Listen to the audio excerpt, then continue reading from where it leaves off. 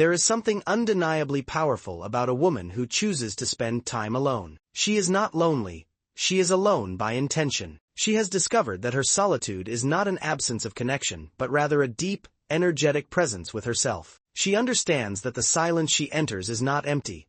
It is full of answers, alignment, and inner restoration. This woman doesn't fear quiet moments. She doesn't seek constant validation from the outside world because she has cultivated her own internal ecosystem of wholeness. Her time alone is not a punishment or a consequence. It is a sacred ceremony, a daily appointment with her higher self. When the world gets loud and chaotic, she knows how to retreat inward. In that inward space, she doesn't shrink, she expands. She is dangerous not because she is violent, but because she is sovereign. She cannot be manipulated by false promises, flattery, or temporary pleasure. The external noise loses its grip on someone who has met herself in stillness. She has trained her nervous system to regulate in peace, not in chaos. She's observed her thoughts, watched her emotions rise and fall like waves, and she's chosen not to react. Instead, she has learned to respond from a place of awareness. Time alone has taught her the rhythm of her own soul. It has helped her shed layers of conditioning that once made her doubt her worth. She no longer fears rejection,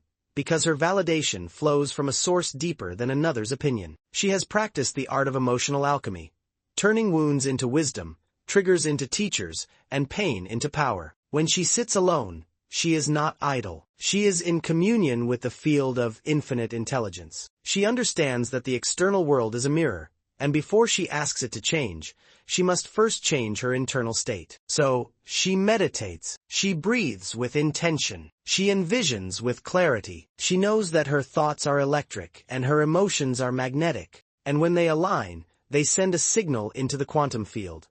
A signal that pulls possibilities toward her. She doesn't chase, she attracts, and that's what makes her dangerous. She doesn't need to beg for attention or prove her value. Her energy speaks before she does. Her presence is felt even in her absence. People may not understand why they feel drawn to her, but it is because she emits coherence, not confusion. Her energy is organized, her spirit is focused, and her heart is open, but not available to just anyone. She has learned to protect her peace like a queen guards her crown. Not everyone gets access to her space. Not every energy gets to sit at her table. She has discernment now, and that discernment didn't come from books or advice. It came from sitting with her own energy long enough to recognize what is hers and what is not. She has become so attuned to her inner frequency that when something disrupts it, she doesn't ignore it.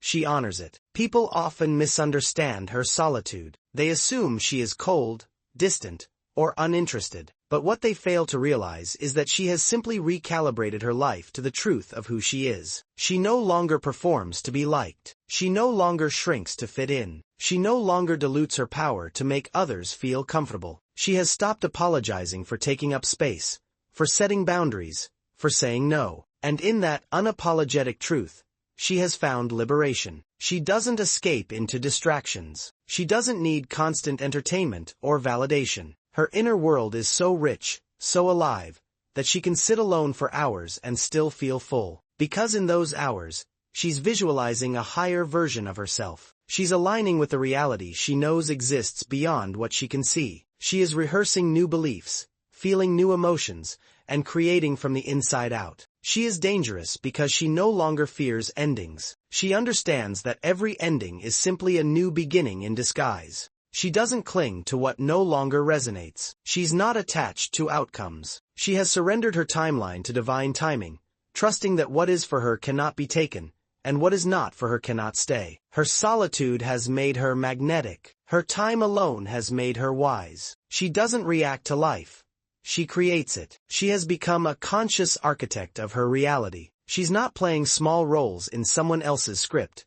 She's writing her own. And when she steps into a room, she carries the stillness of 1,000 meditations, the strength of a healed heart, and the vision of a woman who knows exactly who she is becoming. So yes, a woman who spends time alone is dangerous, not because she is closed off, but because she is wide open, to truth, to growth, to the highest version of herself. She has touched the depths of her own soul, and now nothing superficial will satisfy her. She has been through darkness and returned with her own light, and no one can dim a light that was ignited from within. Please subscribe.